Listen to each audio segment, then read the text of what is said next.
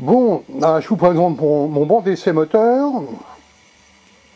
Alors, là c'est la batterie.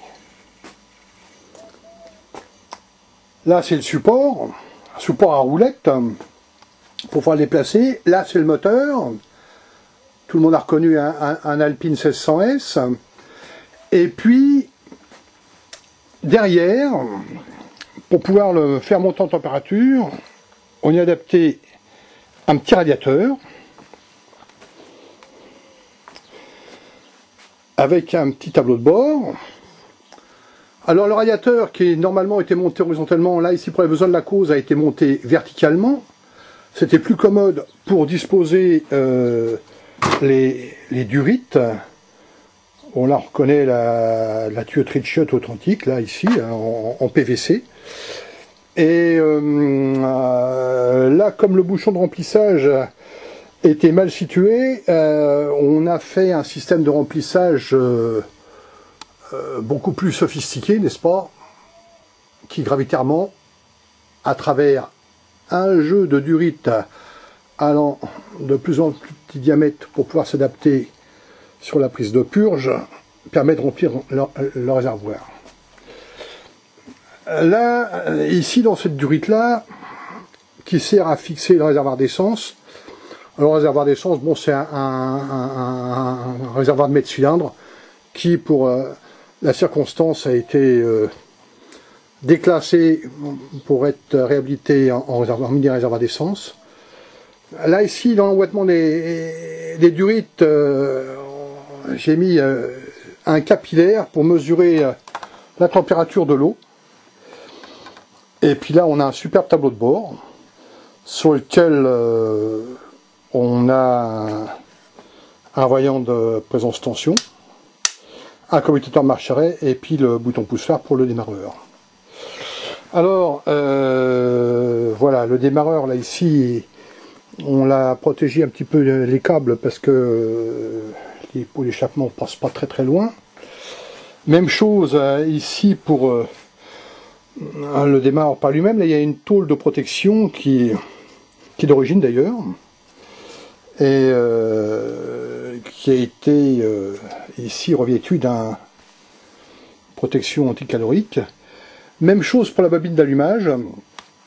Alors là c'est pas à sa place d'origine, mais il me semble qu'à cet emplacement-là elle est très bien située parce que les liaisons avec l'allumeur sont vraiment réduits au minimum.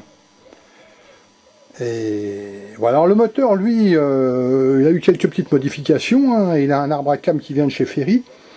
La culasse aussi a été revisitée par les établissements Ferry. Et puis dessus, ben, j'ai fait quelques petits aménagements là pour décorer un petit peu la chose.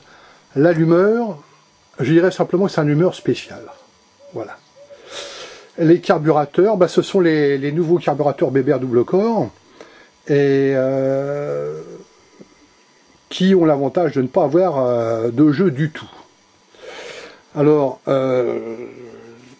là on a sur le côté, là j'ai un pisseuse roboscopique qui me sert de contour. Alors on va donc le raccorder. Ça doit être ça, voilà. Toc. Voilà. Il me dit que la batterie elle est chargée. Et là, il va nous donner l'avance en degrés et le régime.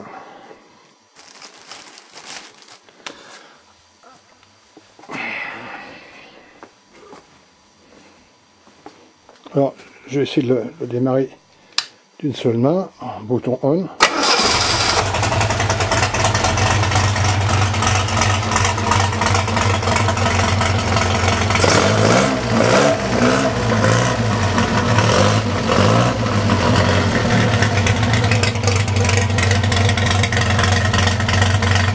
Là, on a ralenti, c'est autour de 700 tours, c'est pas mal. Et le moteur n'est pas encore tout à fait à sa température.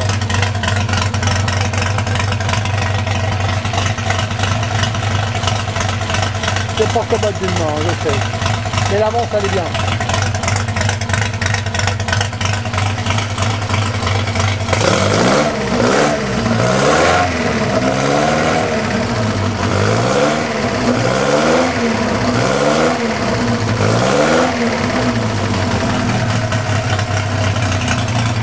matin j'avais une fuite à huile. Une fuite d'huile dans le coin. On voit que j'ai mis un peu de la cure là. Et ça vient d'une mauvaise douite. Apparemment ça serait bon là-bas.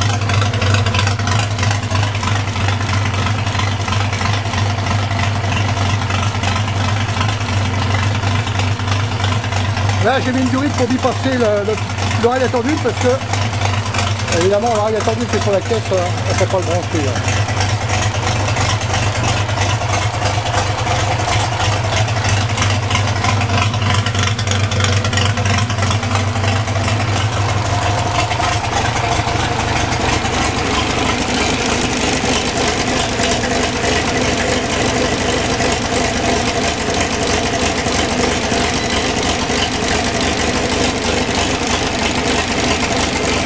Là, on fait la mesure du échappement.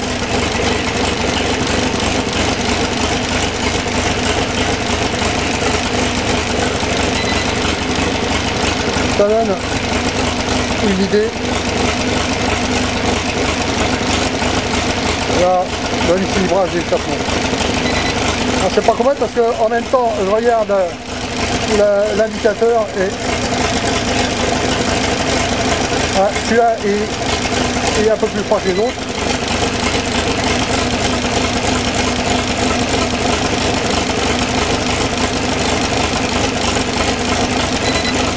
C'est un peu plus chaud.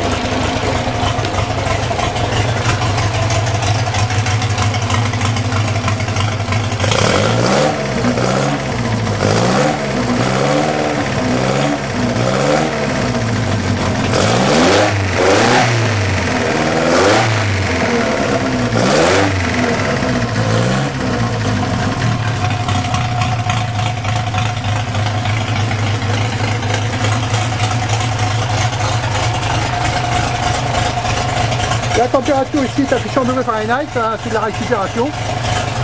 Et le système est couplé avec un ventilateur à couplage électromanuel, c'est-à-dire que quand la température est trop chaude, le ventilateur se met en route manuellement en mettant, voilà. Et on souffle l'air dans le radiateur et ça marche. Bon, bah c'est pas si mal que ça. Ouais, ça refroidit un petit peu.